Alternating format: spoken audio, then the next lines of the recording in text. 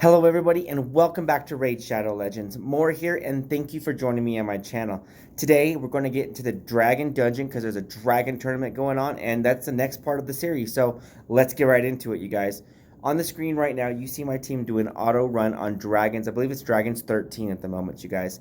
So I want to break down the Dragon Dungeon itself, the run itself a little bit for you and give you some ideas and concepts that you need on your team so that you can build a dragon team so that you can progress through the dungeon itself when it's time to do it.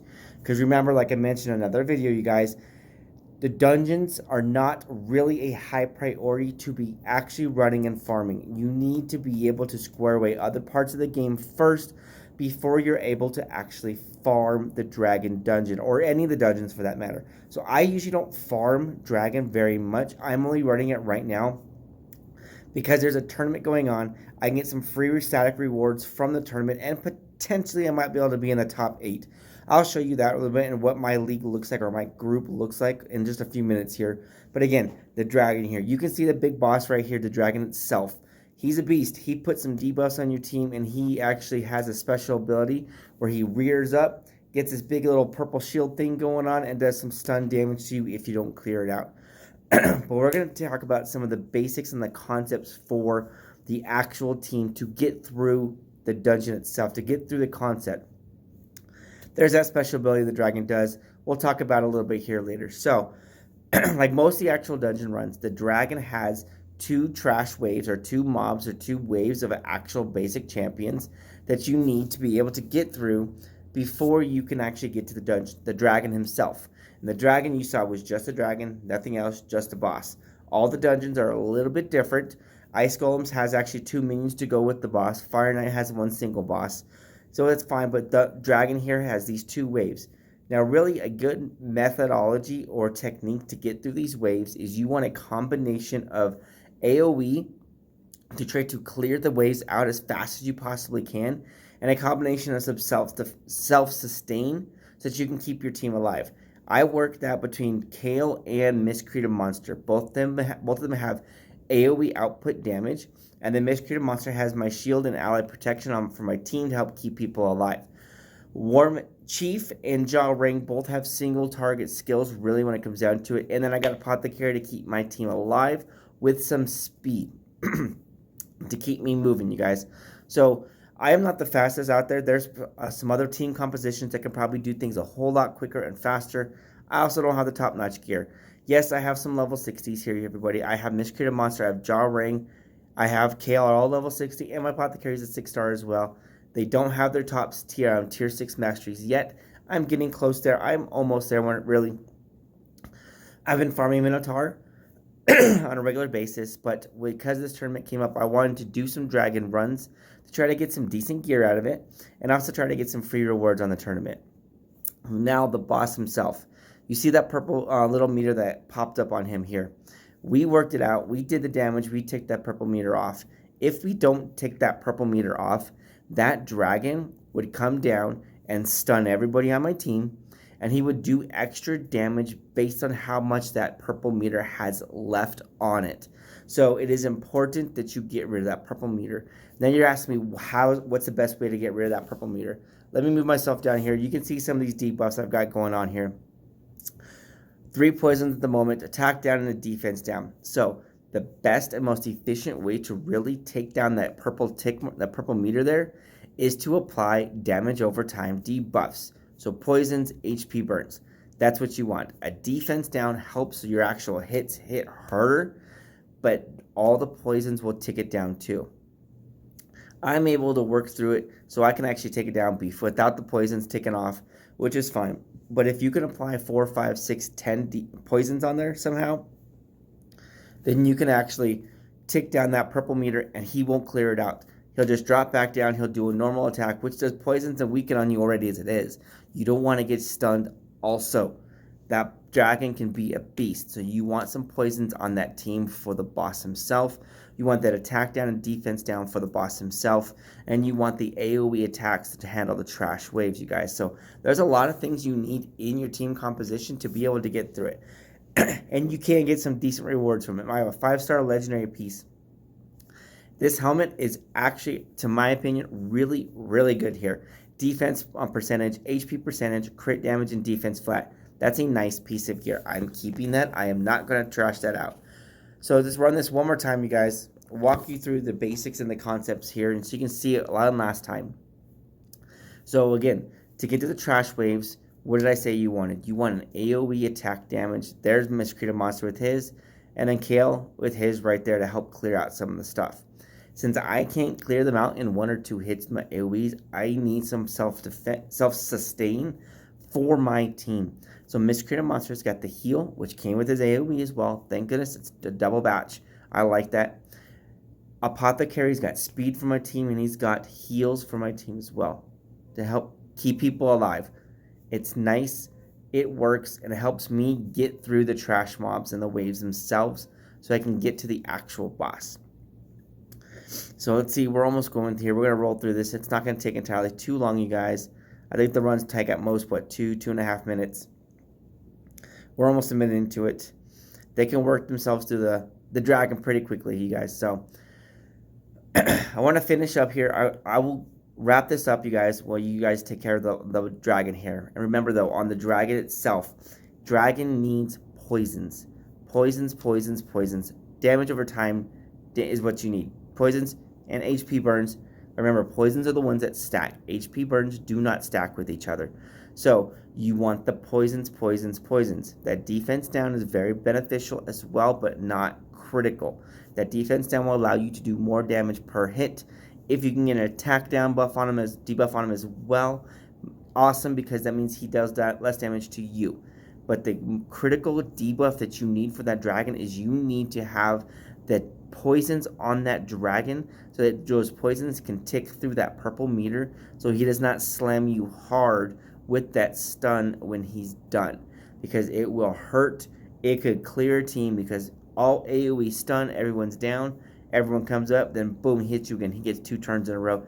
Not cool. Will clear your team out. You need those poisons on your team. So you need to try to build a team to bring to the table the ability to clear through the waves, and then the ability to put the poisons on the clan boss. I use Kale for multi-purpose like that. I use Miscreated Monster for multi-purpose. I use Apothecary for my primary support and heals and speed. And then I also use, I've got War Chief in there. He's my variable for my team. He doesn't necessarily do a whole lot for the team, but he does take some damage, and he can put out some damage because he's out as well, because he got that reflect damage in there. You guys, let's see if we can't mix this up a little bit and get stage 14. Let's put in Queen Eva, put in Jaw Ring. I don't know if I can do it because of the affinity mismatch here. I'm going against a red dungeon, a red dragon. This is the first time. I've never completed a level 14, so let's see if our team can do it here. I'm going against a red affinity dungeon, and 4 of my 5 people are actually magic. So they have the affinity. They're the affinity weakness. They are at disadvantage against the entire dungeon run, especially including the boss.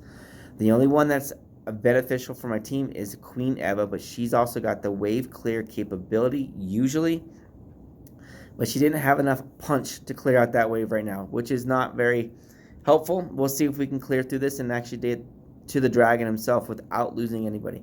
We need everybody to survive. Everybody is key for the survival when we get to the dragon itself. Queen Eva is the only one that could potentially go down, and we can still potentially take out the dragon. I need Jaw Ring for his debuff down. I need Kale for his poisons, Miscreated Monster for his shield, Apothecary for his heals and speed. I need everybody. Queen Eva is the only one that does not bring a team support capability to the team for the dragon. Okay, cool. We all made it to the level 14, to the actual dragon himself. Level 14. Let's see if we can't do this for the first time for you guys right here. There's that big rear up. The inhale, I think is what the skill is called. Well, I'm just blasting through the purple. I'm not even applying any poisons. Kale missed his chance for all 4 of his poisons. Awesome. We cleared through it. Let's hope they keep going. We'll let them run, you guys. So don't forget, you guys, your dragon is important when you're going to do your dungeon runs. The dragon drops a lot of decent sets. The dragon will drop different kinds of sets for your account, but Do not be farming. Don't farm the dragon too early. You want to be mid to late game, if not really late game, where you can actually farm and pull off set pieces that are going to be 4 to 6 star pieces, if not 5 to 6 star, if preferably. You want to get down to that dragon's 20 if you can before you start actually farming the dragon. We'll see if we can pull this off. Our team's looking a little low here. I don't think we're going to pull it off, you guys. But remember, you don't want to be farming it because you remember the account priorities. Your dungeons are not a high priority on your account because it takes some decent team compositions and decent skills to be able to actually go through these runs, you guys, to actually make it worthwhile so you can actually pull off the good gear. You want Dragon 20, you want Dragon 19, you want Dragon 18, you want those higher level dragons, higher level dungeons in general so you can pull off some decent gear. I didn't make this level 14, and that's fine with me. I am very content to farm Dragons 13 right now because Dragons 13 gives me a 4 to 6 star set pieces. It is magic affinity, which is okay for me. As you can see, I ran through it and I can handle it just fine, you guys. On auto, I've done as far low as a minute 42. I can handle the magic affinity. I just can't handle the red affinity right now.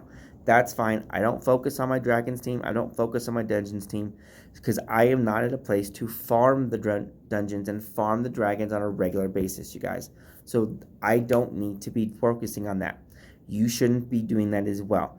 I'm only doing it because of my tournament that I have going on right now, you guys. On the left-hand side here, you can see the possible drop rates for not drop rates, but drop sets. There's a lot of decent sets that you can get from this thing. Stalwart is an undervalued set in my opinion. A lot of people don't necessarily use it or want it. It is helpful. It works. It spreads the damage out and reduces the damage down by the wearer from any AoE attack by 30%. Damage mitigation is has a lot of benefit in a lot of places in this game. And some important things that everybody usually wants from dragons: their accuracy piece, their speed set, and the lifesteal. Dragon is the one that farms the 6-star legendary and epic lifesteal, which is critical for your clan boss teams when you hit end game. Again, when you hit end game, you guys, look at these rewards. Go all the way down. I'm at 13. It's the first one for 4-6, 4 to 6 star, 4 to 6 star, all the way down until you hit level 20. Stage 20 is then 5 to 6 star. I really don't need to go above stage 13 right now. 4 to 6 star is perfectly content and fine for me. All right, let's go show you my tournament just so I can show you why I'm actually doing some dragon runs here, you guys. I don't think I can get in the top 8 of my dragon tournament, my dragon group, you guys, because usually I get paired with whales, and the whales just go balls to the wall, and they just roll out, and they usually drop a lot of gems and a lot of energy for this thing. I would like to be able to get those 1, 2, or that 4th place. I want that relentless set. Relentless is an amazing set. It's that if you have the opportunity to get some, get it, save it, use it. On the right side, that is what I'm going for. I really want to be able to get up and get those gems and those brews. If I could pull off the champion, awesome. I don't think I can. Pretty sure I can pull off at least the first brew. Hey, 8 brews, 30 gems, and 125,000 silver is nice, especially when I can pull off some pieces to help improve my artifact pool for my champions as well. So I'm double dipping the rewards here. I get some artifacts, I get some rewards from the tournament. I am not in a place to continuously, regularly farm the dragon. I will be later on in the future, but not right now. All right, everybody, thank you for joining me. Today we went over the dragon keep itself, some of the artifacts it drops out, and what you need on your team to put together a dragon team for you guys as well, you guys. So thank you for joining me. Don't forget to hit that subscribe button. There's a little button down in the corner of the screen right over there, right over here, boom, right there. Don't forget to hit that subscribe button, you guys. Don't forget to leave a comment. Let me know what you thought about the dragon. I'd love to hear some of your guys' dragon teams. What are you doing on the dragon to be able to progress through your dungeon itself? Don't forget to hit that bell notification so YouTube can tell you the next time I put a video out there, you guys. Thank you very much. Take care.